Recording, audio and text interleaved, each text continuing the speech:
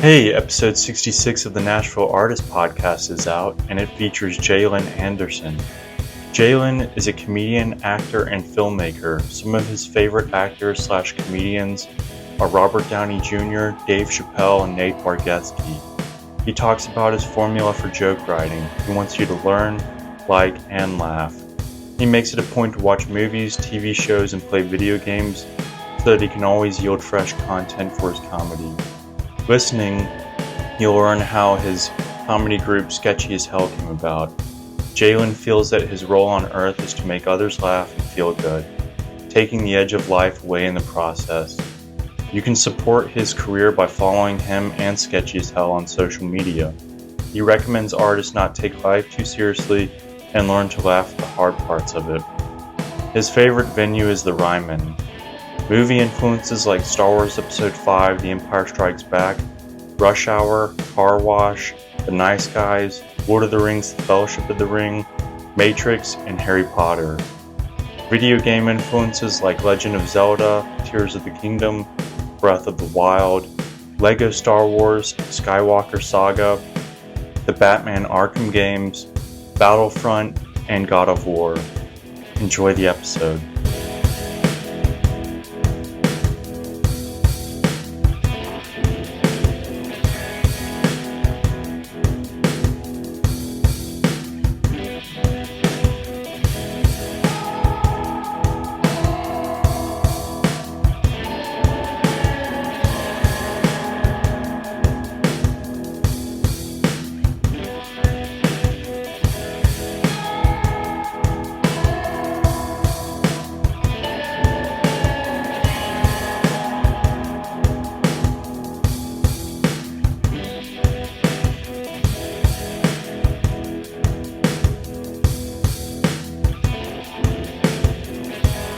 Earlier today, I went and hung out with a friend. We went to Red Bicycle Cafe. Oh yeah, which one? The one on 5th.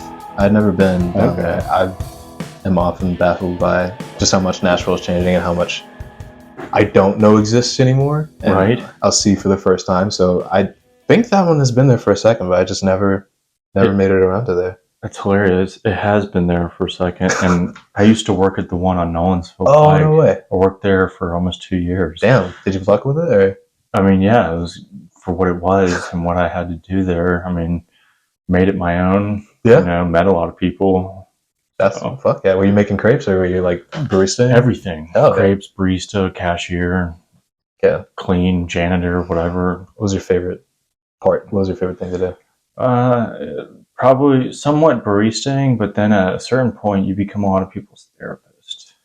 So some days you're just like, I just want to chill, and like Someone comes to you with you gotta the whole talk. story. I mean, the talking was cool at some points, and I learned a lot by, social experimenting. Seeing what people would do if I did this. What would they do if I did that? So I learned a lot by talking to a lot of people to see how they might respond, and that was cool. But sometimes working in the kitchen, because I didn't have to talk to people as much. For some reason that would be more because I could just listen to my music and cook. And just I felt like pretend that I was in a 60s diner cooking instead of some, I don't know. You were flipping burgers and doing short order stuff. Yeah. Thank you kindly. Yeah, it was good. I mean, it was one of my first jobs when I moved here. So helped break me in, broke me in. How long have you been here? 6 years and 4 months. 6 years and 4 months. You got it down, man.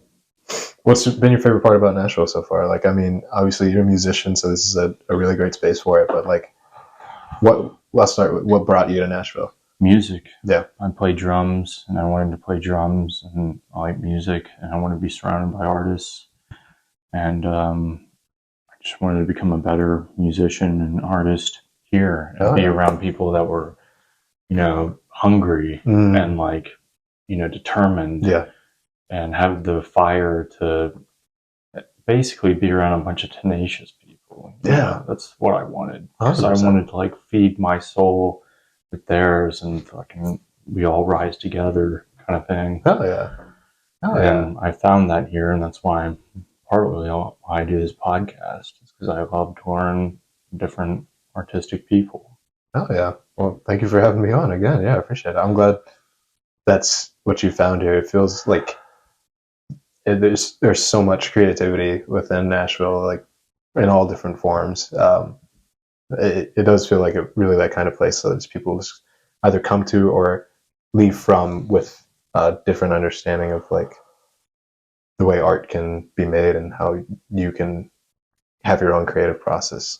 Yeah, and it's like, to what we do and are passionate about may seem absurd to others outside our kind, like who work regular jobs, have regular lives. Mm.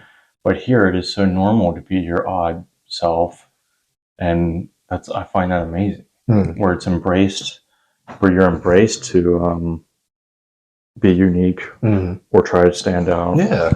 Where it's not a bastardized place where everyone's like, "Why would you do this? Why would you do that?" People are like, "No, I mean, any absurd or crazy ambitious thing you do is almost expected here." Yeah. Yeah. Where are you from originally? Lookout Mountain, Georgia. Oh, okay. Oh yeah. Like Chattanooga, basically. You can hit this one. Thank you much. Whenever that's green and it's good to go. Nice. Yeah. Moved here 6 years and 4 months ago. Oh yeah. What was your least favorite thing about Lookout Mountain?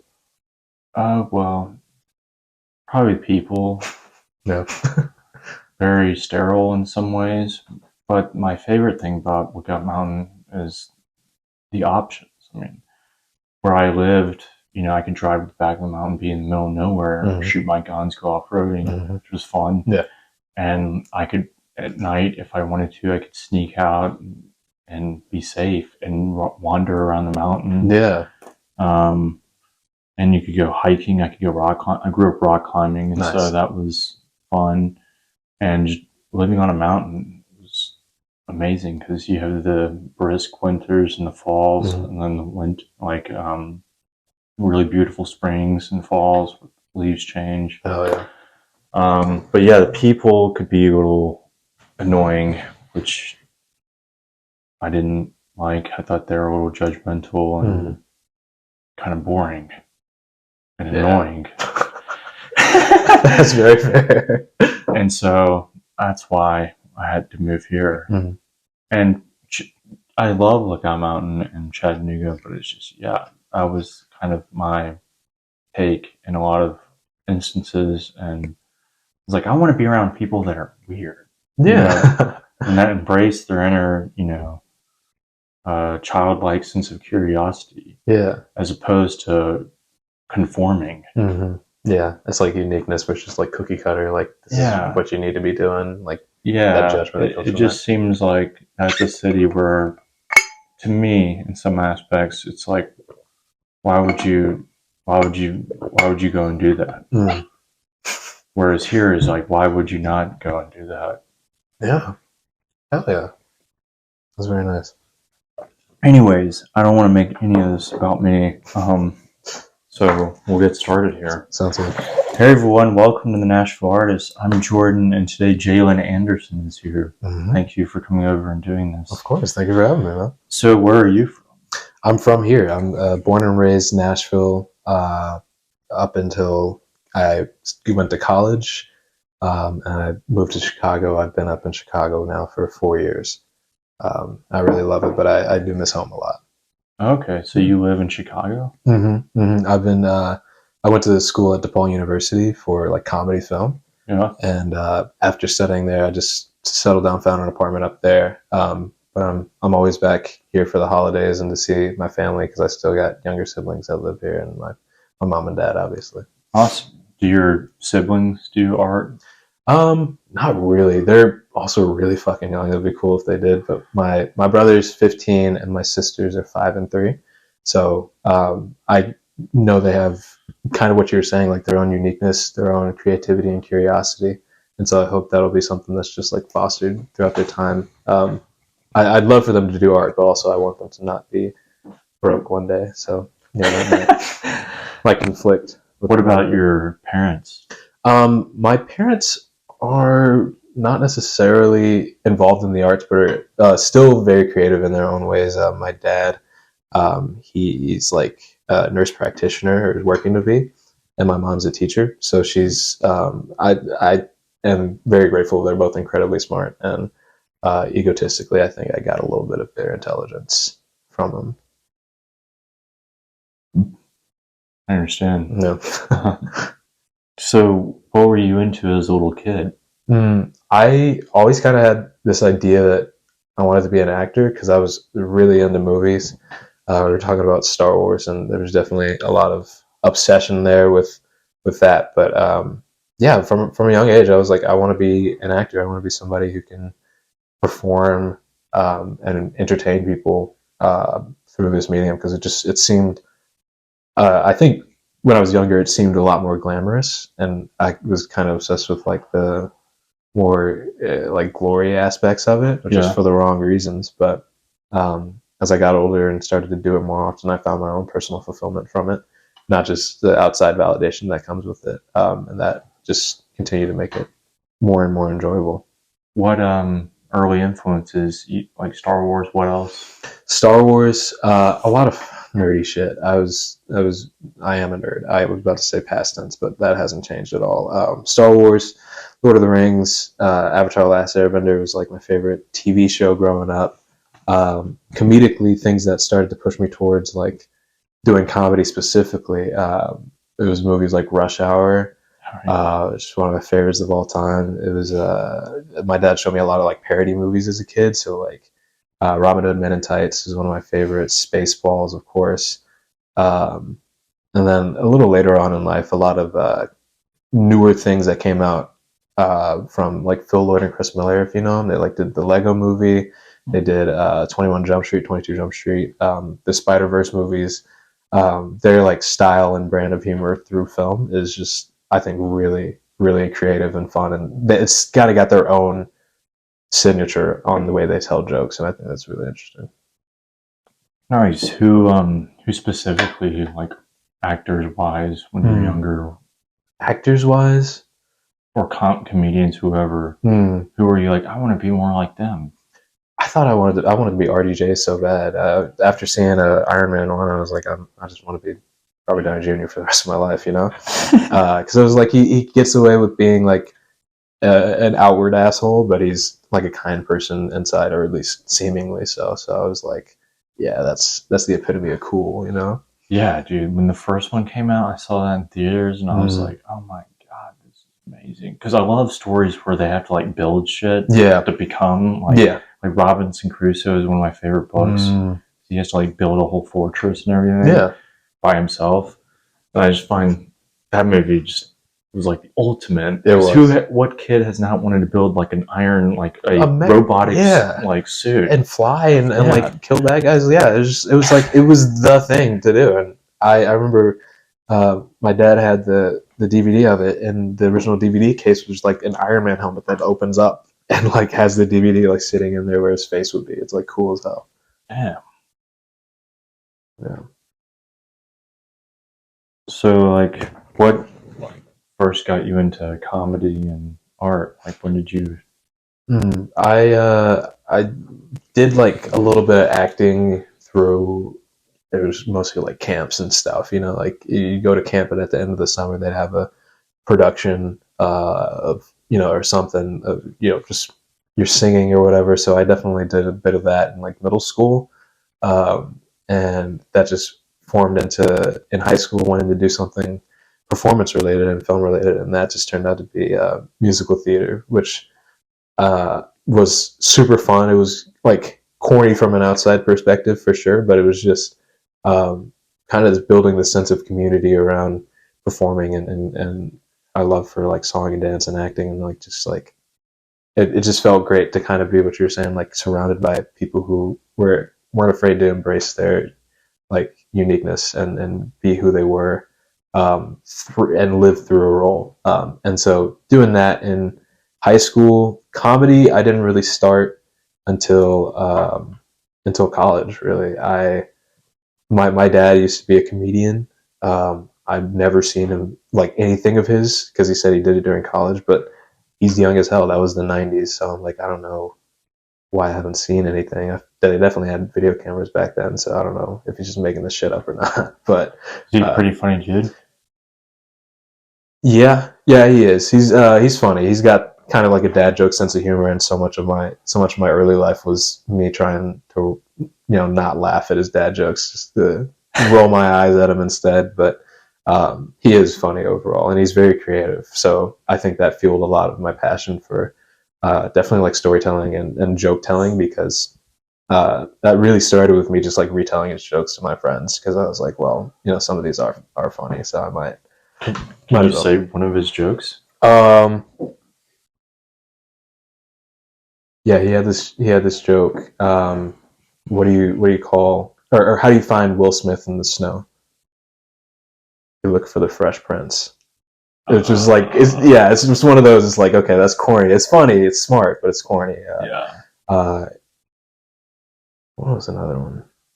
He had another one that was there's three guys walking down the street, and one time while they're walking down, they see this sign for Genie, right? And on the sign, it's like, Genie, get your wish, just walk right around the corner. First dude's like, oh my God, that sounds really great. He goes around the corner, comes back with like two really hot women on his arms. He's like, dude, this Genie is real. Yeah, I gotta go back there. Come on. And he walks away with the two girls. Second guy goes, oh my God. All right, let's go try this Genie. He walks around, sees the Genie, comes back around, driving a convertible. He's like, dude, that Genie is legit. You gotta go talk to her, man. He sits in the car. The first guy with his two girls get in the car as well, and they're sitting idly by while the third guy goes around the corner. He's going for like 20 minutes, longer than any of them were. Finally, he comes back around the corner. The third guy, his head is about the size of an apple on his shoulders. It's just his head is like really shrunken down. I'm like, dude, what the fuck did you ask for, man? What did you wish for to make this happen? And he goes, well, I got over there. I couldn't really think of anything. And honestly, the Genie was pretty hot. So I said, a little head couldn't hurt. Oh, man. Yeah. So shit like that was what I was hearing at 10, 11, 12 years old, and that just definitely affected my sense of humor and the way I tell jokes. Dude, the fact that he was in the '90s, it was a very dark time for humor, which is some of my favorite humor. Yeah, it was like everyone, like even cartoons had dark stuff to them. Like I think we all just kind of grew up in that time period as like just used to dark shit. Yeah, it was definitely like a weird, like, I think cartoons had been around for just enough, or like, we had kind of settled into like this mass media thing where like everybody gets kind of the same programming, to where it was like, okay, well, like, what's this next step? What's the step up in terms of like, especially like things with adult animation coming out like late '90s, early 2000s, and like, it's like, how do we take it the next step? How do we talk about the things tread the line? Exactly. Talk about the things that make people uncomfortable, but also need to be talked about. Right. Yeah, it's a tough line. So, what you said in school, you did more comedy. Mm-hmm. Did you study comedy in school? Yeah, I was a film student with a concentration in comedy filmmaking. So it was basically just like writing, acting, and directing for comedy, and we got to take a lot of classes at the Second City up in Chicago, which is pretty cool, just because it was we got to do improv during that, and that was again something that's like corny from an outside perspective, but once you're in it, it's that same thing of like creative people bringing their own sensibility and their own humor to the table, and that just like is inspiration. That is pure, like, it's one of the easiest ways to create, even once you're like outside of the room with people, because you've seen so much breadth of humor and you've heard so much like personality and different voices, that it's almost like it's very encouraging to like spread your own voice that way and like get into your own creation. Yeah, having the courage to live out yourself, uninhibited. Mm-hmm. Mm-hmm. Awesome. So, why would you say your drawn to art and comedy? I just always have had this enjoyment and this fulfillment out of like how can I make people laugh and how can I make people happy, and I think it wasn't until later in life that I realized like I think our true purpose here is to just make someone else happier. Like we need to be happy, yes, but I think our goal and why we're on this planet is to make someone else's moment, day, or life better. Like, and there's small ways we can do it, and there's big ways we can do it. But I like the idea of like talking about things in people's lives that that may be hard, or things that are relatable, or just anything that they can pull onto that'll make them laugh and will take that edge away for just even a moment is incredibly fulfilling. And so I love telling jokes. I love acting for kind of like the personal creativity it allows me to express. Directing is kind of just like a extension of writing in a way, and just in terms of how can I like showcase a story through the visual medium, and that's something I definitely need to work on more. But it's I enjoy the process of like just learning how. So short answer, yeah, it just makes me happy, and like I think it's great that I have something that makes me happy and makes others happy at the same time. And I think that's all you can really hope for in a hobby or job or career. Yeah, if I think this funny and someone else thinks it's funny, it's a win. Yeah, exactly. For both. Exactly. That's like, as long as I think it's funny. Yeah, that was one of the first things we kind of like learned in comedy schools. Like, don't tell jokes that you don't think are funny. Like, whatever your sensibility is, even if like you're doing stand up or something, if you're telling a joke you don't believe or you don't resonate with, then you're not going to tell it right. And even if there's someone out there who might resonate with it, they're not gonna, because you don't have that same passion for it. Yeah, that's a very good point. Helps you know when you're in the right lane for content, I guess. Yeah. Do I like this? Yeah. Okay. Cool. Yeah. Yeah. Like if you're writing the joke and you laugh during it, that's a good sign. It's like, okay, that means someone else could. Yeah. So, who are your favorite comedians and actors of all time? Dave Chappelle, I think, is my favorite comedian of all time. I know he's a little bit dicey right now, and that's because he also doesn't know when to shut the fuck up. I think that's probably his least admirable quality, is just not having a shut the fuck up button. But I actually went to see him when he was here a few months back, and it was super, super fun because he's hilarious. I love the way he tells stories. I love the way he like will be able to take you through a story and drop jokes whenever he wants to. And he has a great way of always like bringing it back for another punch up, like bringing the punchline of another joke into the next joke, or like tying it all together to, he's got like just a great way of weaving together a story to make you engaged and laugh and see where he's coming from sometimes. Not with everything, because sometimes he's a little stupid, but with most things. Yeah, I've seen him twice, and like I've met him once, and he's no way. Yeah, at a Whole Foods in Chattanooga. What the fuck? Randomly, the day after I saw him, I ran into him and I was like, "Hey, great show last night." He's like, "Hey, thanks, man." But yeah, first time I saw him, dude, my face was hurting from laughing so hard. Yeah. Second time, it was still great, but it was much more political because the elections and shit. Yeah. And so that kind of like was like half the content. But dude, the first one, he was just coming up with all these random jokes and stories about his life, and it was hilarious. Yeah, I think he's one of the greats, and I think he changed the way that a lot of people like look at comedy and view comedy, and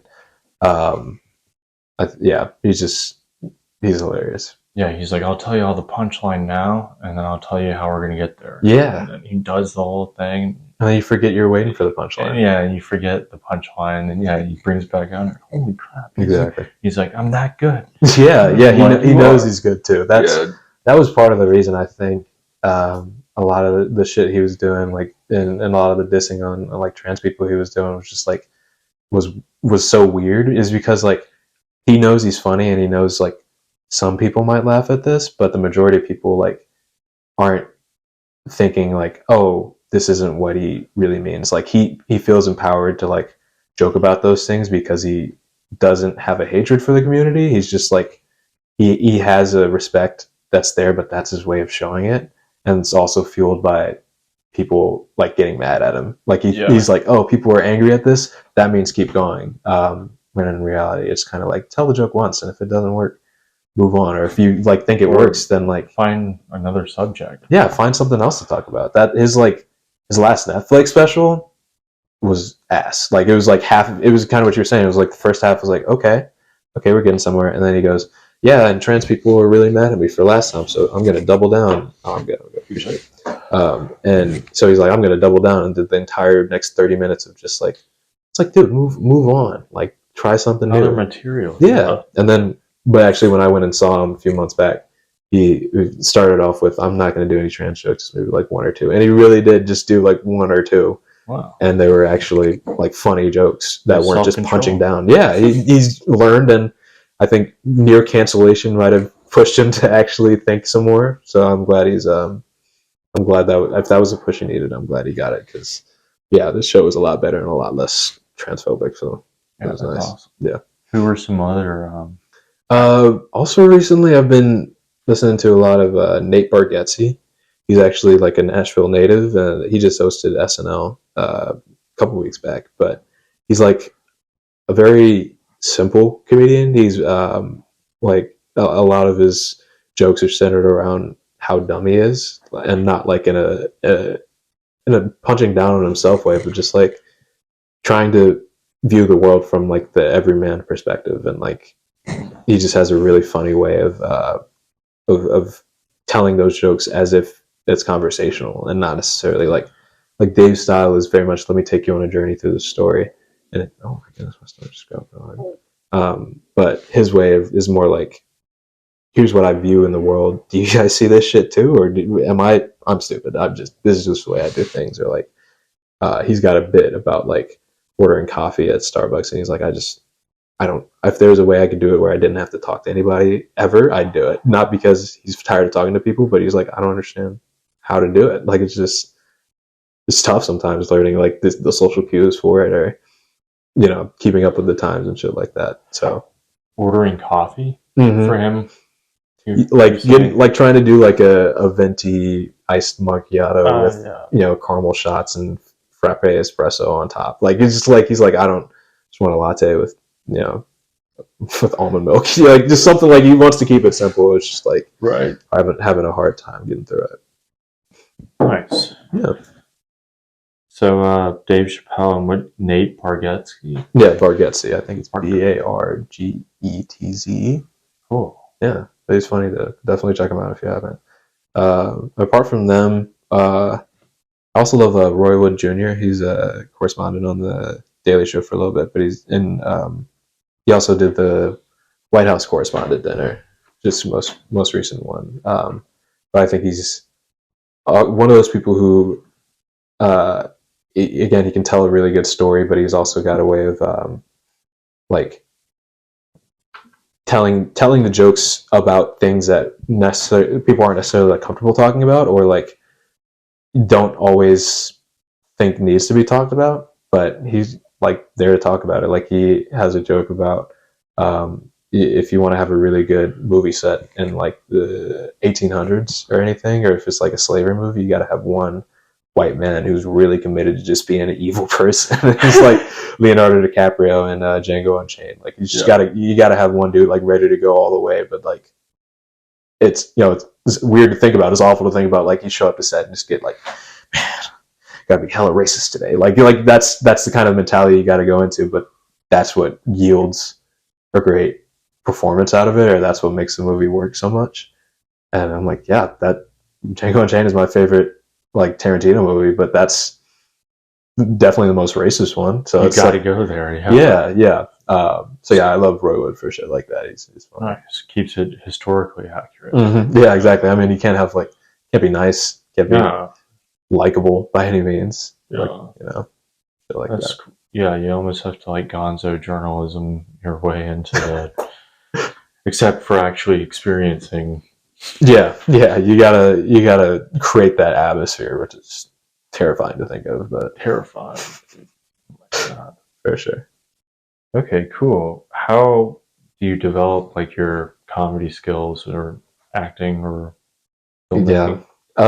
I think it's a lot of the same with any art. It's just the pure repetition of it, and experimentation with it. For acting, I think the biggest thing to like work on, and to really like hone your craft is just commitment.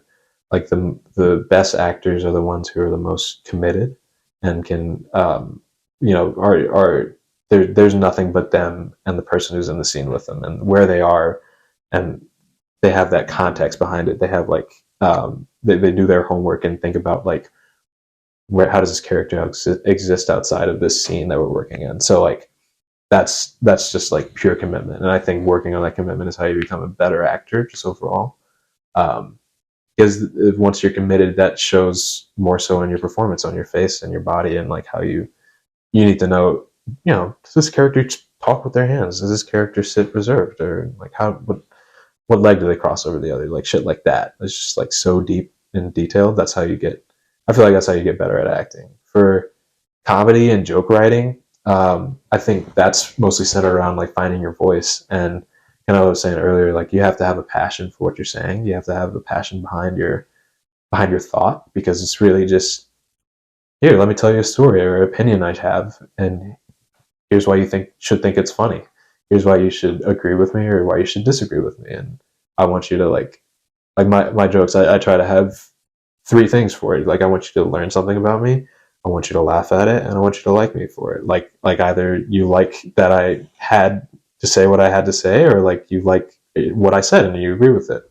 Um, and so I'm trying to, yeah, just dig deeper, even deeper into my own voice, and find like not just like what I want to say, but why do I want to say it, and like who I am, and that can just help you generate more material. Like if you're like, I hate this thing because this, I'm like, well, if I hate this, shouldn't I hate this thing as well? Or if I like this because of this, shouldn't I like this thing as well? And that helps you find a new path or a new topic to kind of work from, and just keep generating ideas. Interesting. Mm-hmm. Yeah. Like, do you have like writing routines or anything like that, or No, do you read books for like?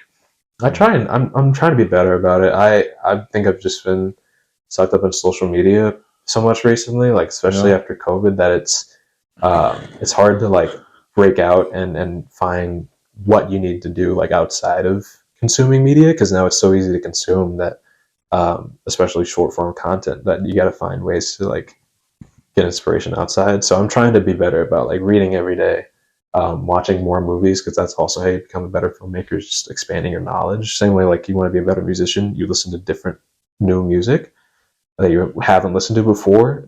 You got to watch new movies that are outside your comfort zone, or out, are the classics that have every aspect working for them, and learn, and try and think about how they did that aspect. And they're like we were talking about, where you try and create, recreate the music from every like baseline piece of it, like through every software that you have. There are sometimes exercises where it's like recreate this scene or recreate this lighting or this shot, to have that same feel, and see like what were the choices they made that invoked this specific feeling, through this medium. Nice. Yeah. Um, how did your sketchy as hell come about? Yeah, I was doing stuff in college, like trying to get in more shoots, and I had a friend of mine, um, who was in this, production group, basically, and it was pretty much all students and all student ran, but it was started by this guy named Ivan, and I met Ivan over Zoom one day, and, he was like, "Yeah, we're gonna go out to this random place in Illinois called Oglesby. We're gonna shoot this short film. Would you just like to be a PA on it?" And I'm like, "That's amazing. I would love to have any opportunity to be on set, do anything."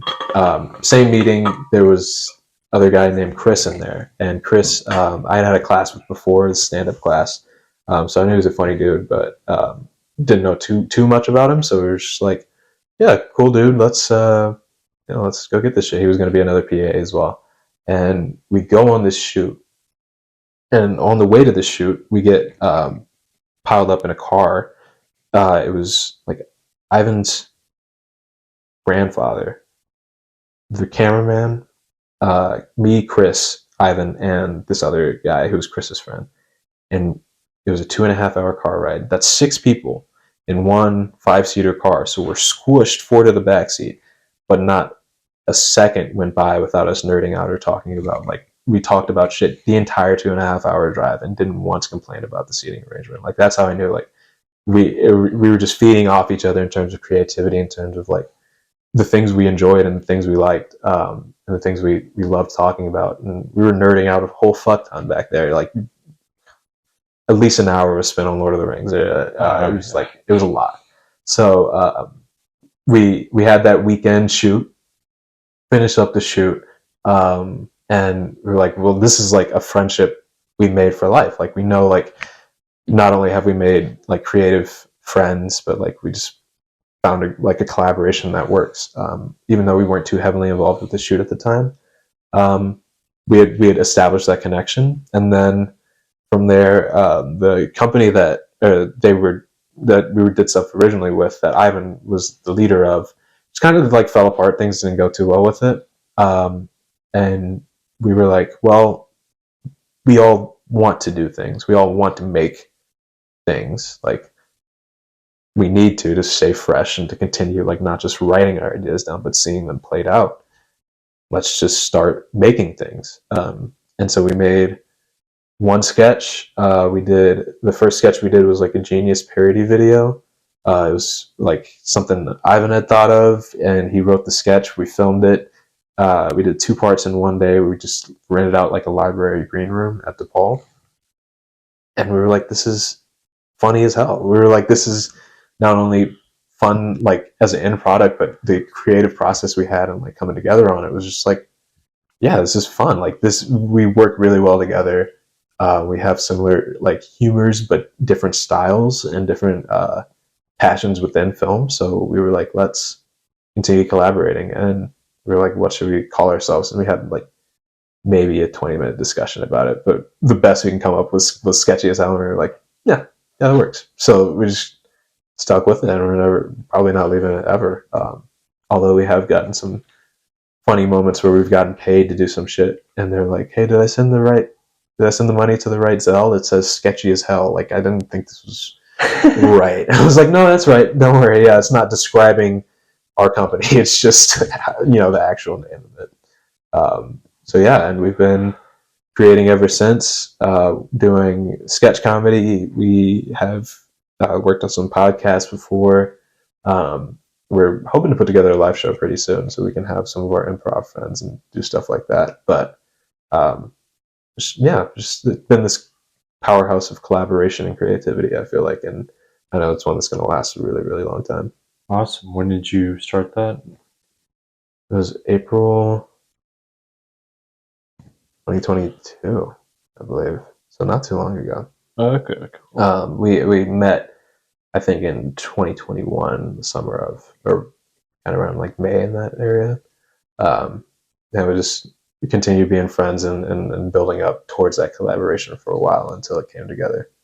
Nice. How do y'all go about, like, this is what we're gonna do, the subject matter or whatever? Yeah, it really depends. Like, when we were first getting started, each sketch really was just, it's written by individual person. Like, so if you wrote a sketch, you get to direct it. You get to, obviously it's us in the sketches acting as well.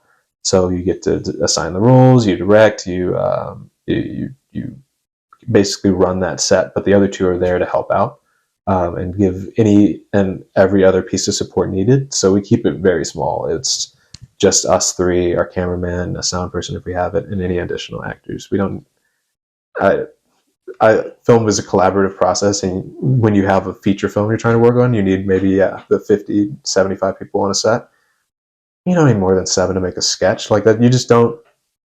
You don't need it. Like, at some point when you have people who can wear these different hats, and I'm very grateful that we can, it just feels redundant to have 20 people on a student set, because you're like, at least 5 of these people aren't doing anything the entire time. The other 17 are like doing who knows what, like things that can be done by another person.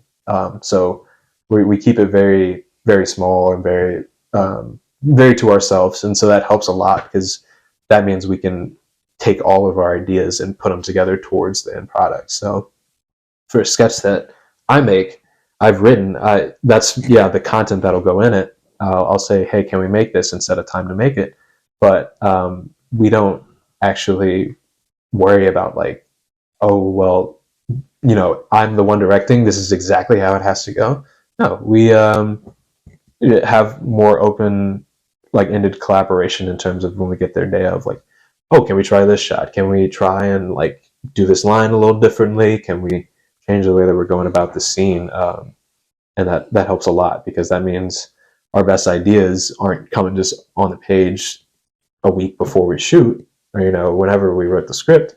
The best ideas are coming out in the moment, and when we're all together, when we're able to see the things playing out in real time, and think like, what can we do to make this better? And that just helps a lot. And more recently, we opened up like our official writers room, so we have new collaborations with different writers coming together, and through that, we've been able to kind of workshop their sketches a little more, and say like, here's how we can get this to kind of match, not necessarily like our content that we need, but like, here's how we can make this better, and here's how we can get you to a point where you feel like this is its best version.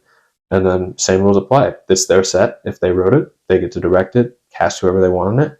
We're just there to help out, and we just have a rule that two of us out of the 3 need to be there for the set, to be either in it or to help out behind the scenes. We don't have to be like main focus, but 2 out of 3 guys is the only way it's going to function. If it's just one of us, that's not sketchy as hell, because that's not the collaboration. That's just our own person. Exactly. That's just the person. That's just the monologue. Exactly. So it's been really nice recently having the writers, our new writers, to not only give us more inspiration and give us more variety through our content, but just helps having more funny people to be around and to build from. Keeps it sketchy as hell. Exactly. Okay, what would you say inspires your creativity? I would kind of say others and their creativity. I think seeing initially, like, you gotta kind of consume a little bit of the media you want to put out, so you can get a different way of starting, like a different starting point, I guess. Like growing up, probably some of my biggest comedic influences for like short form sketch content was Key and Peele. I watched so much Key and Peele in middle school. It's actually insane, and haven't stopped to this day. But when I am thinking about what direction do I want to take this sketch, or like how can I elevate these characters to have more dimensions, and how can I like add just more depth to this, I think like, what would Key and Peele do? Like, how would they play this? How would they make it better? How would they like? Would the sketch look like that? Not necessarily as a marker for like a standard, but like as just a jumping off point to be like, well, if that's how they do this, this is maybe how I would go about this. And it's the same thing for collaborating with others. I find a lot of creativity and inspiration when I'm doing improv in some way, like regularly. Like when I was in school, we had improv classes, so that was a constant flow of like new ideas and of new creativity, like hearing others and the way they produce comedy, and just hearing again a breadth of voices, and that I haven't had that for a hot second, so I have felt a little less creatively inspired, but I'm hoping to get back into that, and being around more comedians and doing more like stand-up also helps, because then again you hear the way somebody tells a joke, you get a new like inspiration for how you can build off somebody else's stuff, because at this point all art is just stealing and making your own, and it's like taking bits and pieces and building and creating your own. It's like it's like building your own Lego set out of two different sets. Like if you Yeah. got the Millennium Falcon and a TIE fighter and building a brand new ship out of it. Like it's like, but you're still taking the building blocks of somebody else's thing because it's been done before, but it's how would you put it together into a new thing and build it from there? Yeah, it's awesome. What are your favorite movies of all time? Star Wars, yeah. But Star Wars Empire Strikes Back has got to be my favorite. Yeah, there's nothing more to say on that. I love Rush Hour. I love the movie Car Wash. I think it's not only hilarious, but it's fun to see a story from just a day in the life. Like it's very much slice of life. Like how do these out of pocket characters just live and exist? Not on any special day. Not on any like yeah, stuff happens. This is a special day for this character, but since it's such an ensemble piece, it's like their days will go on, and this is like a pivotal day, but they'll be at work the next day. So I love that as well.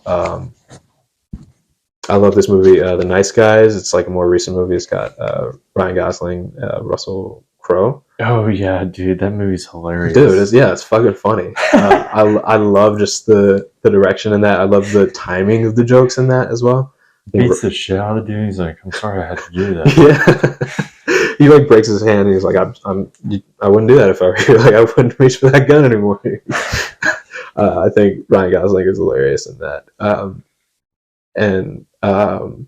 Yeah, so I think those two especially had a very recent influence on me in terms of like the aesthetic of the 70s, but kind of this modern sensibility of humor in it as well and shit like that. Yeah, that's probably my top ones. Lord of the Rings, The Matrix, Harry Potter. I'm a huge Harry Potter nerd as well. Yeah, nerdy shit, you name it. I probably like it. I'm not into Naruto, unfortunately. I know that's a big one. Yeah. What was your favorite Lord of the Rings movie? Okay. Fellowship is probably my favorite. That's just in terms of I've watched the most. I haven't watched Two Towers that much. Like I've seen it like a good 6 or 7 times, but that's opposed to Fellowship like 20, 25. I don't know. Yeah. But Return of the King I think is the best one. It just pulls it together. I was listening to the soundtrack the other day because I saw this video. It was of this dude hiking, and he was like, "You ever want to give up and then hear the lighting of the torches, the beacon of the lighting of the beacons. That's what it is, dude. The beacon is lit. Yeah, Gondo calls for aid. Yeah. So that shit is like exactly, dude. It's like shit like that. I love listening to the soundtracks. A lot of these movies. Yeah, a lot of my favorite movies have like just a really powerful soundtrack and like something you can listen to and still feel the movement of the story too, And that fucking lighting of the beacons piece is insane. Like I was listening to it on my way home from work and I was like, I want to run right now. Like I want to sprint home. Yeah. Dude, when King Theoden gives the speech before they fight in front of Minas Tirith, dude, he's like, and shields will be splintered. It's fucking good. Dude, yeah. So that I think Return of the King is probably the best in terms of it's got the best score, it's got the best story. When fucking Sam picks up Frodo and carries him up that mountain, I like cry every time. I was just watching Fellowship the other day and I cried when Boromir died and then dude, I was like, damn, dude, you never got to see it, like Gondor return to glory. Like that's tough. Damn. But yeah, dude, Lurtz, the main Uruk-hai that kills him. Dude, yeah, that dude is insane.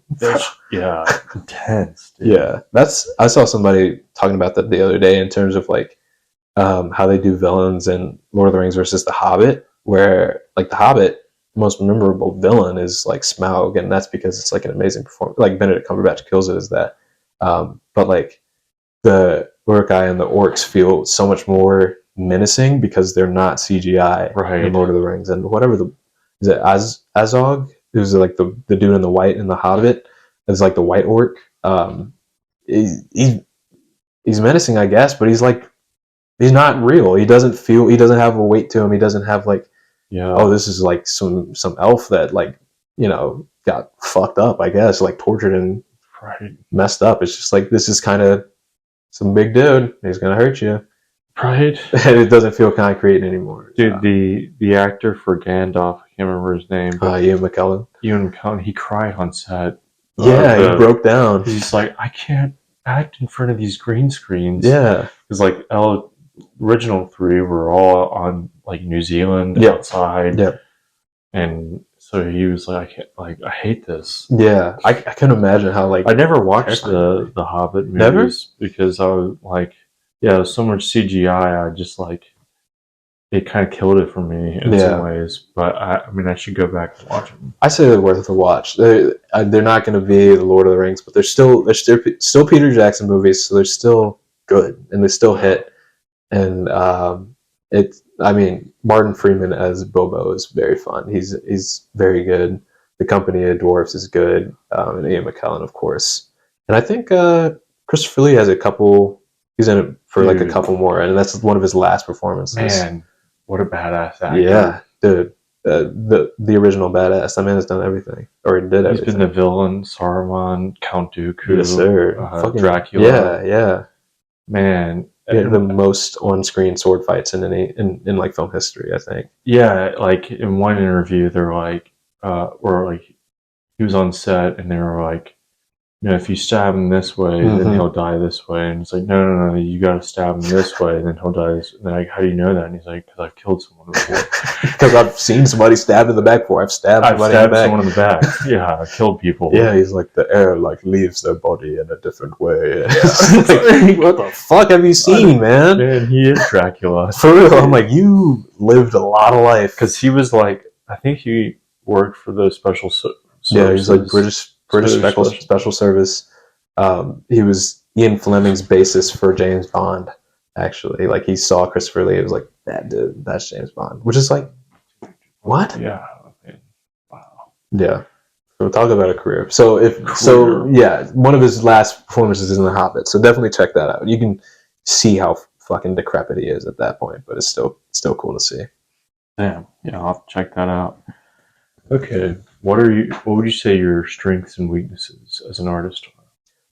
I think thankfully I've had so much time performing on stage and performing on screen. I don't feel like a nervousness doing it. It feels very natural, and it feels really, especially with like stand-up, like I'm just talking to people. I think probably my biggest weakness right now is just like being sure to like communicate my originality and finding uniqueness in my voice, and not the way I tell jokes. I feel like that has my own uniqueness to it, just like naturally through how you work, but finding like new content and finding new ways to go about a topic and finding a new viewpoint to talk about, because there's such an oversaturation these days of not just like comedy, but like opinion. Like everybody has a way to share their opinion now, and so you got to find a way to like share a unique opinion or share it in a unique way that can still resonate with people. And like acting wise, I think I mentioned commitment. That's like my biggest thing that I need to work on, just like being there in a scene, especially for improv, not trying to be funny. Like it's always the idea of like, you try and be funny, you're not going to be funny. But if you're trying to be there in the moment, humor will arise. Like that, it'll come naturally. It's just, I have a lot of trouble sometimes like turning that off and being like, let's not try and make a joke, because then I sound corny, or then I pull somebody out by being like, oh, he just tried that joke and it didn't land. That was rough. Instead of like finding a natural way into humor and exploring it in a way that isn't forceful, Yeah.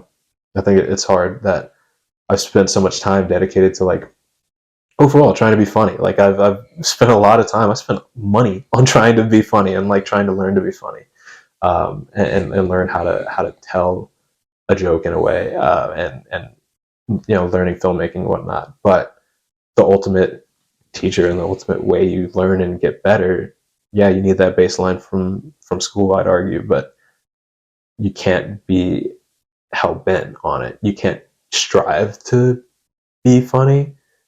You have to strive to be yourself and strive to tell a story and strive to share who you are in a vulnerable way, and then find humor in that second instead of starting with that. Okay, cool. Yeah. How would you best describe the type of artist you are? Yeah, I'd say comedy-wise, I love doing observational. I love just talking about, again, the things that most people don't know they want to talk about, or if it's um, I wouldn't say like I push the envelope, but I like talking about uncomfortable things as well. Like I'll do a 9/11 joke, yeah, because if we're far removed enough, it's funny. Then and what's the funny angle you can find on it? And so I like talking about that. So I definitely say I'm observational, a little bit blue, a little bit not necessarily dark humor, but um, yeah, Sarcastic. sometimes, yeah, definitely. I think I I don't know. I'd say if anyone were to describe my humor, it'd probably just be goofy. Like I like being silly and having a fun time. Like I don't think you have to be um, at all serious in art, or like try too hard to like take it all seriously, because at the end of the day, it's a medium of enjoyment. Like you should be having fun. You should. I think people like it when they see you're having fun, because that means like it invites them to open up in that way as well. Yeah, definitely. Yeah, you can go some crazy places talking about 9/11. Yeah, yeah, I like had an obsession with 9/11 like 2 months ago, yeah. 3 months ago, where I watched like every newscast, every video, Damn. learned about the infrastructure of the buildings, learned about the planes, studied the pilots, studied people that were like on the top floor, like got down. Do you think I like went as far as I could watch every conspiracy video, watch every documentary. I was just like obsessed, beyond obsessed. what's the official consensus? Do you think it was staged or no? I don't know. There's conflicting things that I've read and learned that, like, for instance, some pilots think that it's pretty absurd how they could fly those planes, given that they were, if they were those pilots, very green, as it were, to fly planes. Like, they were very novice. Yeah. And to fly the way that they did professionally blew a lot of the trained people's minds, and I thought that was an interesting take. That's interesting. And then yeah, the fact that they like I don't know, they didn't find any engine or anything at Pentagon, which makes it seem like there might have been a missile.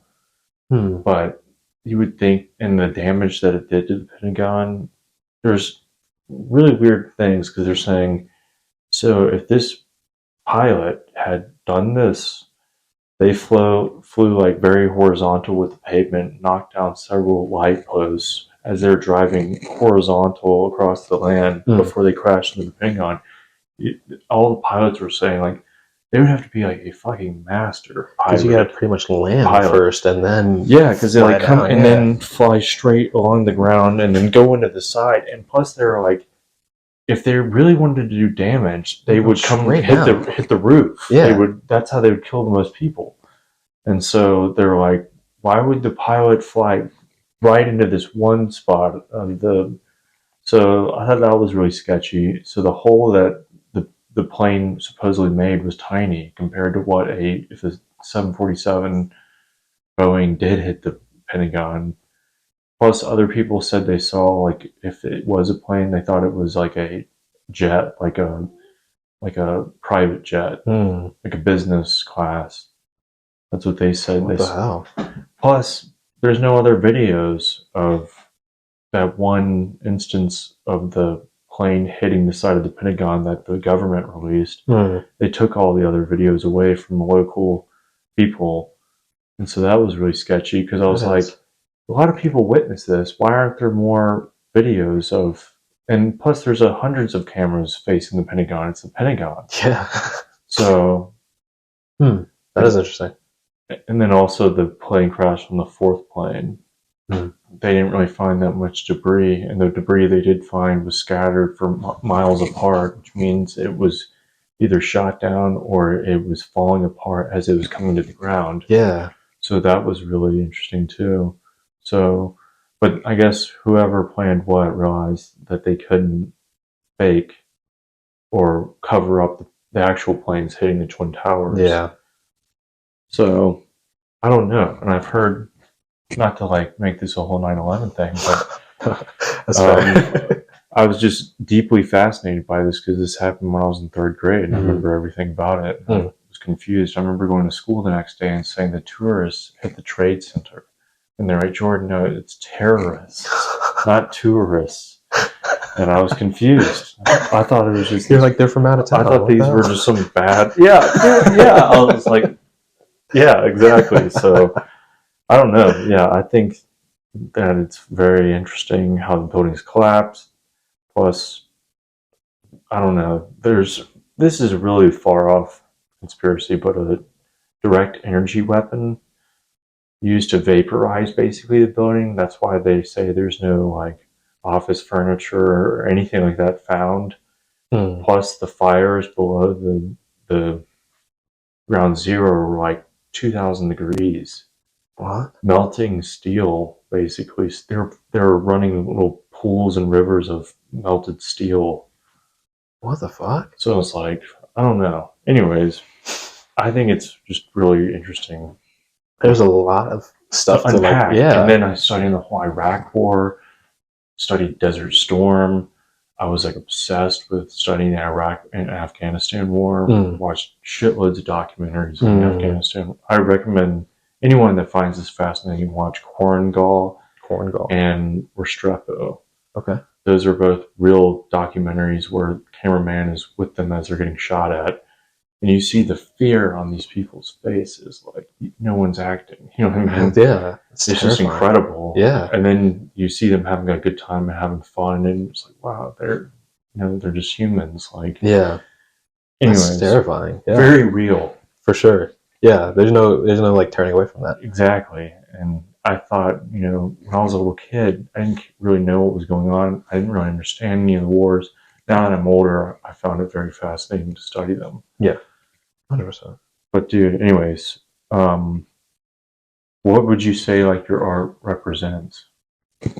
What would my art represent?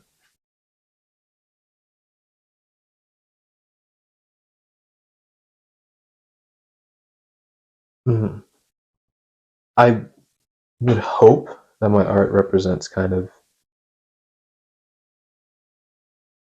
like relief and silliness. Like I think as you get older, as you like start to be around a lot more people who have been like in their careers for a long time, or for who kind of like dedicated their life to something that's so serious, they lose that ability to be silly or to have fun or to like goof out, like to have moments where like you have fun and you have you don't need to take everything seriously. And I hope my art represents, whether it's a joke, whether it's a comedic sketch, or like a piece of my acting.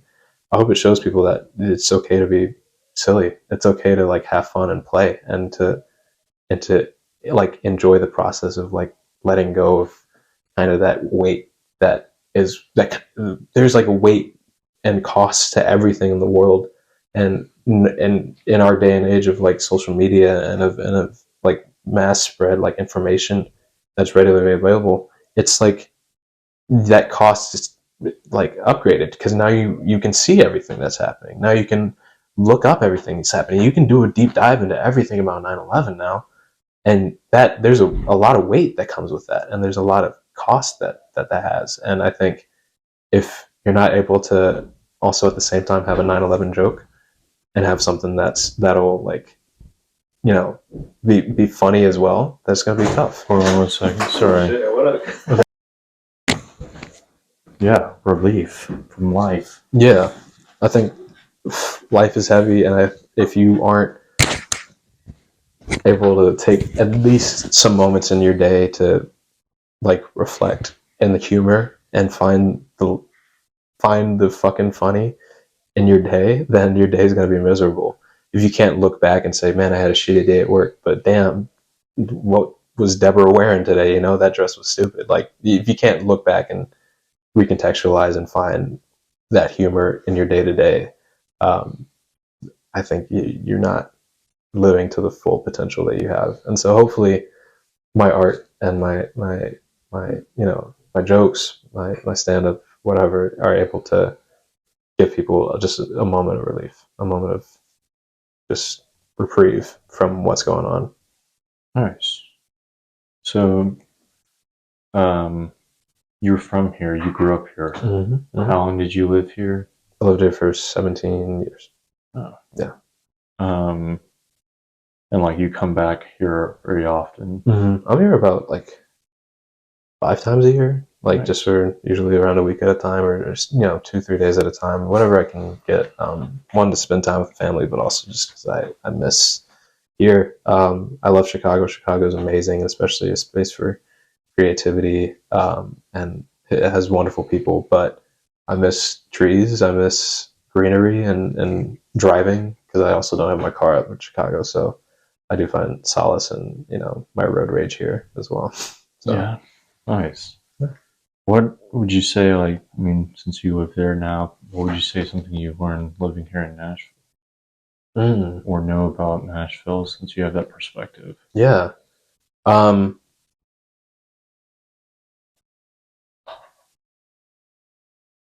think we were talking about it earlier, but it's that everybody has something to bring to the table, that your creativity is your own, and that you should never let that be compromised by somebody else. I think Nashville, Chicago as well, but I think especially Nashville is what you were saying. It's a very welcoming space for your own creativity, and for the way you want to express yourself in that. And there's always been an emphasis on like, be you, and be who you are, be authentic to yourself. Yeah, I'd say that's what I learned from Nashville the most, is like authenticity. It's just, don't be afraid to speak your mind and to say what you feel, because 9 times out of 10 there's someone else who will agree with you, and someone else who just needs to hear it first before they can fully believe it and believe in it themselves. Yeah. Do you have a favorite venue here? Oh, I do love. I love the Ryman. I've seen a couple shows at the Ryman. It's beautiful.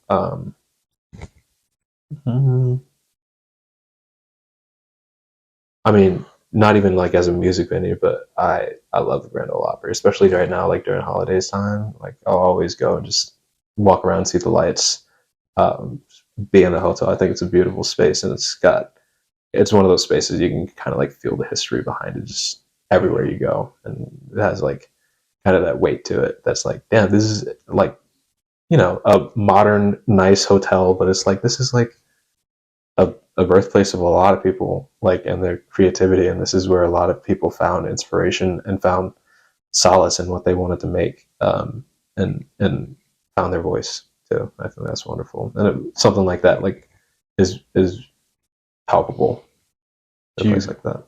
Do you have a favorite like comedy venue here, or I haven't done too much comedy here, honestly. I need to do more around here, and I need to.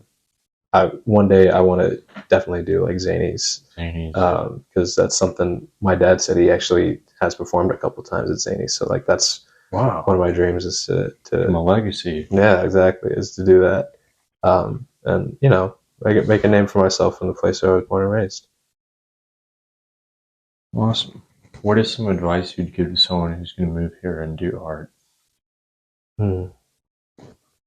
I would say, again, be authentic. Like, have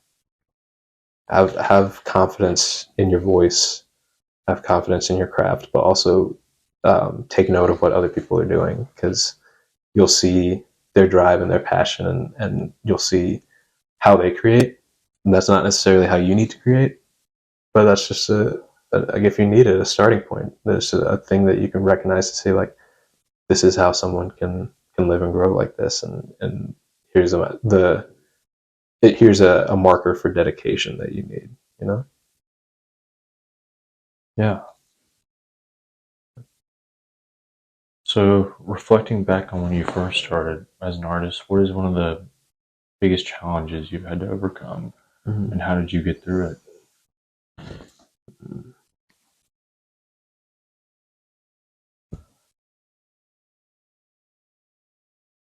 I'd say starting out,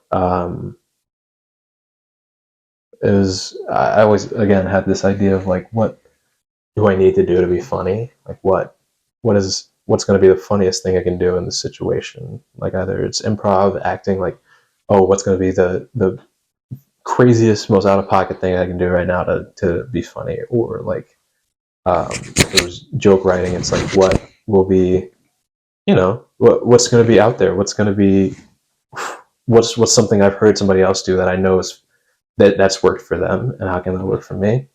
um, and adjusting all of that to like what's right in this moment and what is right coming from me, like using other people's work and other people's the like kind of creation as inspiration instead of a direct blueprint to work from.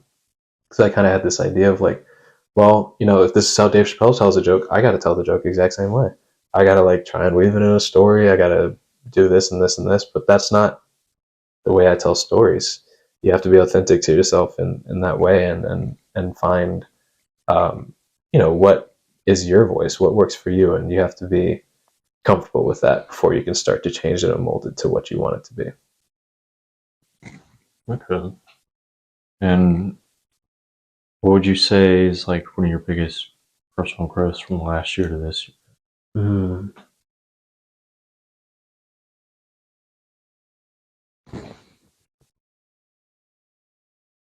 Huh. I'd say probably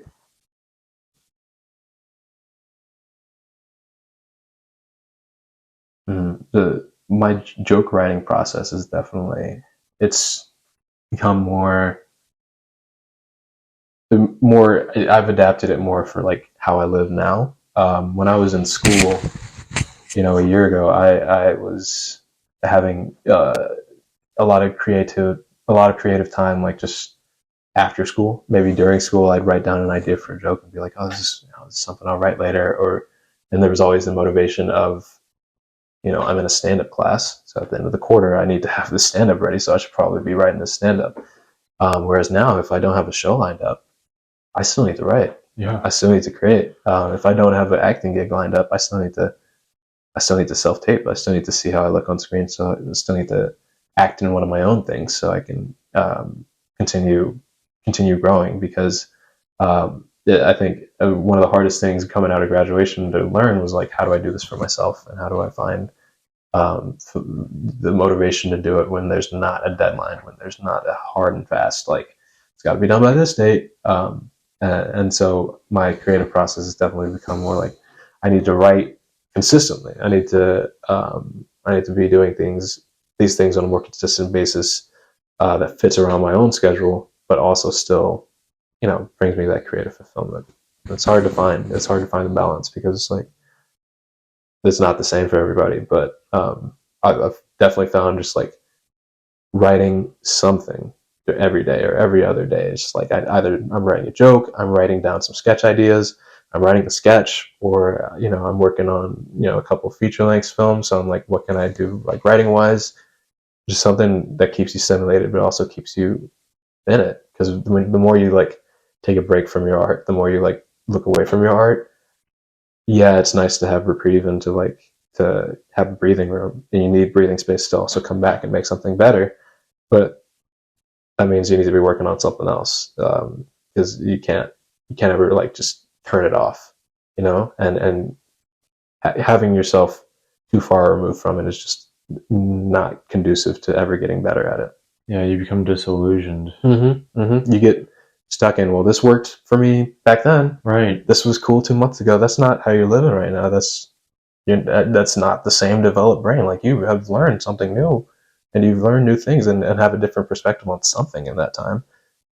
How has it changed? How are you gonna take that into account and like adapt the way you create to it? Having like routines and stuff. Yeah, definitely having like just a good way. Like, I try now, like, come home from work before I do anything, before I like smoke or anything. Even it's just like, I need to read something, I need to journal, and I need to like write something, just so I have that um, those things like out there, and then I have my leisure time after that, because I also just lose motivation to do those things once I've smoked a little bit. So Plus, it's like nice to earn your reprieve. yeah, absolutely, absolutely. I'm like, damn, I did all that shit, and I get to smoke at the end of the day. Yeah. Like, that's nice. Yeah. Exactly. Yeah. Like I don't play video games too often, but I'm like, if I do all these things, have all this, then I can jam out on a video game, and I won't feel like guilty. I'll be able to enjoy the relaxing time.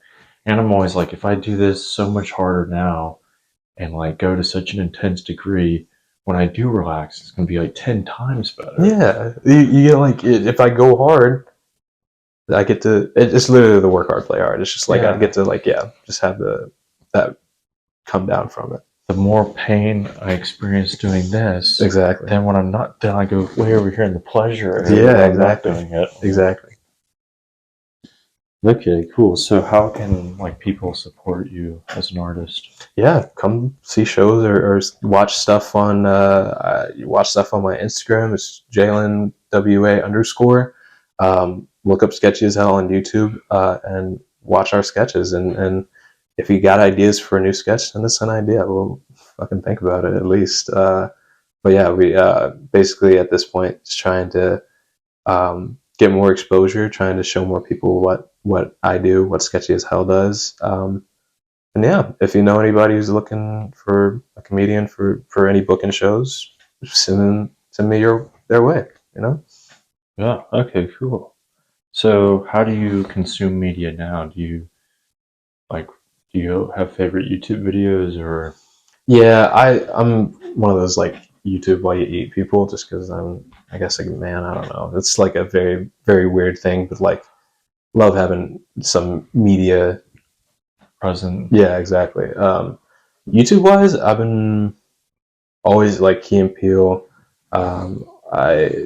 These two dudes, Mr. Sunday Movies, they're like kind of podcasts, like they're reviewers, but they're also just like always talking about older movies, breaking them down, shit like that. But yeah, it's things like that I love. I try and consume, as like I was saying, like a breadth of the movies, like trying to, especially around Halloween time, I was watching a lot more horror movies, even though that's not really my jam necessarily, but like trying to explore those a little more. And just keep on finding new things, like new TV shows, new whatever, like finding it.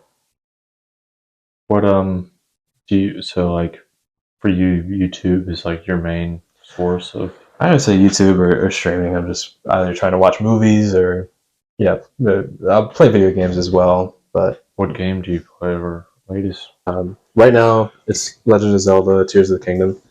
I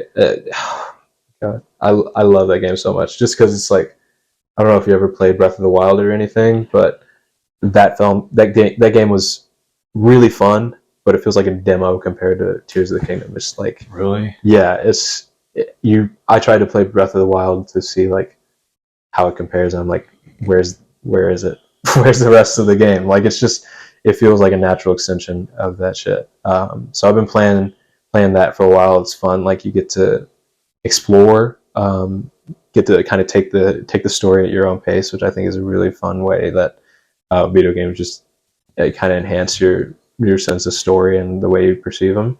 What else am I playing? I'm playing God of War 2018 for the first time. I still haven't ever beaten it, so I'm doing that. I love that. I'm playing the Lego Star Wars Skywalker Saga right now. Just beat episode 2 and started episode 3 actually, but I was pissed. Wow. You ever played the complete saga? No. Oh, dude. Okay, so there's the Lego Complete Saga. It's a great game. Really? It was like PS2, PS3, and the first mission of Revenge of the Sith is like this cool ass flying mission. It's the opening where you're like in the Jedi Starfighter. Exactly. Trying to get into Count Dooku's ship or General Grievous' ship, and this new game, the Skywalker Saga, just completely skips over it. Like I was like really looking forward to it, and then they start you like once you're on the ship. But in the original game, that entire first level is like getting onto the ship and flying the ship. So I was like, right, damn, they kind of took one of the best aspects away from this game. So I was a little pissed off about that. But it's still fun nonetheless, and I mean it's a very expansive game, so I like it. Yeah, and the favorite video games of all time, I'd say like the Batman Arkham games. Oh yeah, love those so much. I loved the Legend of Zelda Twilight Princess. One of my favorites. Obviously, like a lot of Wii games like Mario Kart Wii, Mario Kart DS. What else? Battlefront 2. Oh my god. Battlefront 2015. I was like, I played that one a fuck ton, and then I still sometimes play the new Battlefront 2. The new Battlefront 2 is all of the campaign. Yeah, it's pretty fun. I didn't love the campaign on it too much. I like the new mode, the supremacy modes, where you're like getting to play like the full stages. Like you'll do the battle on the ground, and then up to the ship, and then come back down if you're doing it. I love that shit. Wow. But yeah, those would probably be favorites. Do you have what's your favorite video game of all time?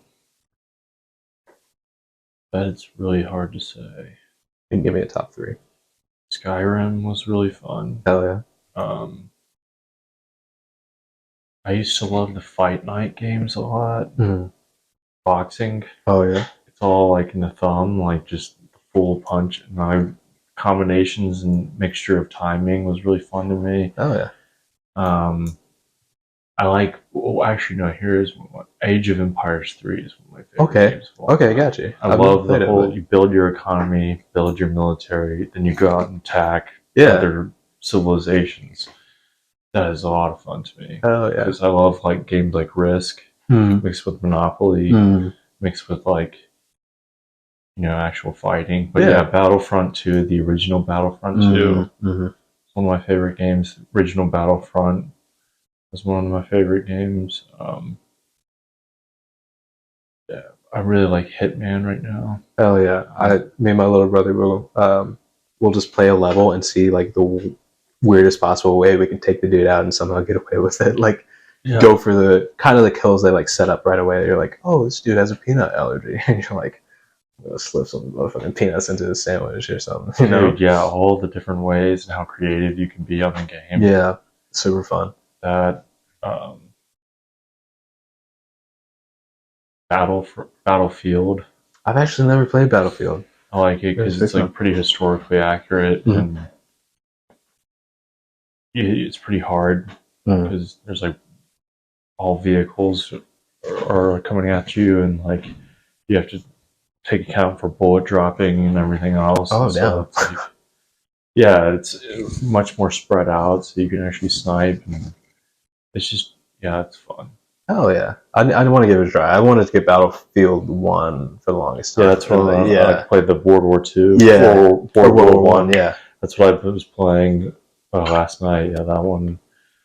Yeah. Is it a steep learning curve? Because I want to get into it, but you do have to warm up. I mean, the first couple kills, you're going to get killed pretty fast because you just have to keep your head on a swivel and just always check your corner. I don't know. To me, it always seemed more fun because it was on a bigger map than Call of Duty, where it's just like team deathmatch basically. But this is like all out war, so it's like you have to look out for airplanes. There's like someone could blow this entire building up while you're in it. Yeah. Like it seems much more realistic in that kind of way. Hell yeah. Okay, I'm gonna give it a shot. And it's historic. You get to go to like different parts of France and like different parts of Europe. And you're like, wow, these are the guns that they were using. Yeah. Like mustard gas. It's just wild. That is wild. And like when I play the World War II one, I'm like, man, this is what it was like to be my grandfather back. True, yeah, that's crazy. So, like, this is kind of on the subject of 9/11. There's several 9/11 video games. What? And a lot of people were like, this is so bad, people shouldn't be. And then a lot of people are like, no, people should be able to play this because it puts you in perspective of what they were like when they dealt with that. And so there's a lot of learning and educational purposes in the game. What are you doing? Do you play as like a cop? Basically, there's one of them is called 846 because that's when the first plane hit. And so basically you're on the 90th floor and you're at your computer and like it's just a normal day, and you're talking on the phone, you hear your coworker talking on the phone, and then all of a sudden, and then next thing you know, your coworkers are jumping out of the room. Jesus Christ! Yeah, it's intense, but it's like it feels realistic. Like, can you imagine going into that game not knowing it was what it was about? Like, yeah, you were like, yeah, this is gonna be a cool like job simulator game. It is. It's like it's a job simulator game to the extreme. For real, job simulator on the worst day of your like career ever. It's like, yeah. So I watched YouTube videos of people playing it, and it's wild. That is wild. I'm surprised that got made. It was like an underground game kind of thing I found on the internet because like back in like 2005, you could find all kinds of crazy shit about 9/11 games, hidden little gems, and people in my class were always showing this stuff to each other. Like if you type these three symbols and do this, it makes it two planes and like two building-looking symbols come up, and it's like I don't know. And then they're like the whole conspiracy of like George W. Bush has so many letters in it. You type those letters in here, and then like I don't know. There's all kinds of like weird. Spell out he did 9/11. Yeah, something like all. Yeah, there's a lot of this little games being thrown around. Anyways, is there anything that you would like to add that I might not have asked you about? No, I don't think so. Thank you again for having me. It's always like wonderful talking to very creatively inclined people and people who have like a true like passion and curiosity for art and creating art and like different processes behind it. So thank you again. Yeah, thank you for coming on. Absolutely. So I've got one last question for you. What is something absurd you love or do? Something absurd.